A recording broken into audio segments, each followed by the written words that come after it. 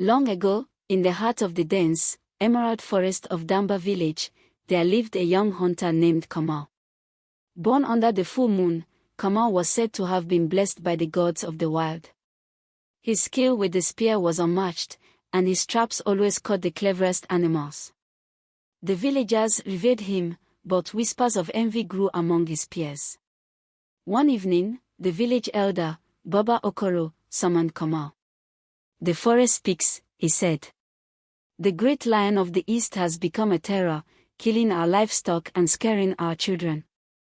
You, Kamau, must slay it and bring peace to Damba." Kamau was eager to prove his might, so he accepted the task without hesitation. The villagers gathered to wish him luck, but his closest friend, Ode, pulled him aside.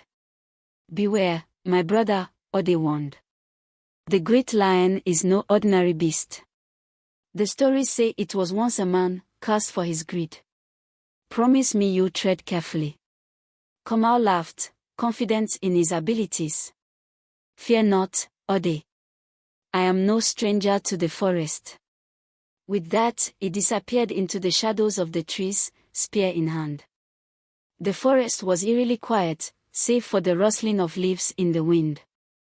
Kamau's sharp eyes scanned the undergrowth as he followed the lion's tracks. Hours passed, and the sun began to set, painting the sky in hues of orange and red. As night fell, Kamau heard whispers, soft, haunting voices that seemed to come from nowhere and everywhere. "Turn back, hunter," they hissed. "The forest holds secrets you do not wish to uncover." Kamau shook off the unease and pressed on. The tracks led him to a clearing where a golden lion stood, its eyes glowing like embers. The beast seemed to smirk as it spoke. "Do you know who I am, mortal?" Startled but determined, Kamau replied, "You are the great lion, a scourge to my people. Your reign ends here." He lunged forward, his spear glinting in the moonlight.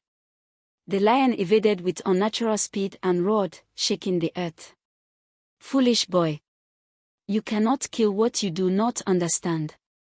With a swipe of its paw, the lion knocked Kamau unconscious. When Kamau awoke, he was no longer in the forest but in a strange, glowing cave. Sitting before him was an old woman draped in leaves, her eyes clouded with wisdom. "You're lucky to be alive, hunter," she said. "Who are you?" Kamau asked, clutching his throbbing head. "I am Mama Nayoka, the forest guardian. The lion you seek was once a man, a greedy chief who betrayed his people. The gods cursed him to roam the forest until someone pure of heart could break his curse. But you, Kamau, are not as pure as you think." Kamau frowned. "What do you mean?" Mama Nayoka smiled sadly. "Your pride blinds you. If you wish to survive and save your village, you must learn humility and face your deepest fears." Before Kamau could respond, she blew a handful of shimmering dust into his face. The world spun, and he found himself back in the forest, but something was different.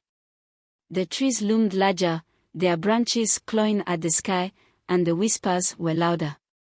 As Kamau wandered, he encountered 3 spirits, each presenting him with a challenge.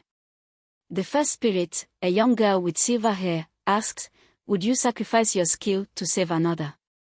She held a dying bird in her hands. Kamau hesitated, but remembering Mama Nayoka's words, he gave up his spear, which the girl transformed into a healing herb. The bird flew away, and the spirit smiled before vanishing. The second spirit, a warrior cloaked in flames, demanded, "Would you face your greatest fear?" A vision of Kamau's late father appeared, accusing him of arrogance and failure. Trembling, Kamau admitted his guilt and begged for forgiveness. The warrior nodded and disappeared. The final spirit, an old man with a staff, said, "Would you offer your life for the lions?" Kamau froze. Was he willing to die for the creature he had come to kill? After a long silence, he whispered, "If it will save my village, yes." The old man grinned and transformed into the great lion. "You have passed," it said. The lion led Kamau to a sacred pool, where it revealed its true form, a frail, elderly chief. You have freed me, the chief said.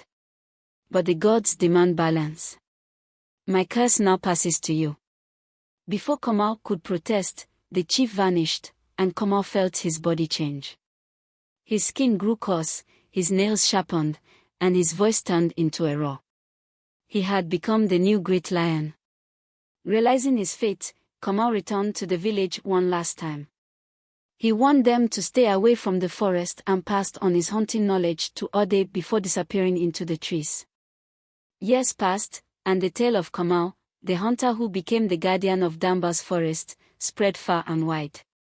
Villagers whispered that the new great lion was different, protective, only attacking those who disrespected the forest. Some say that on moonlit nights, a lion's roar can be heard, not of menace but of warning, respect the balance of nature, or face the hunter's curse.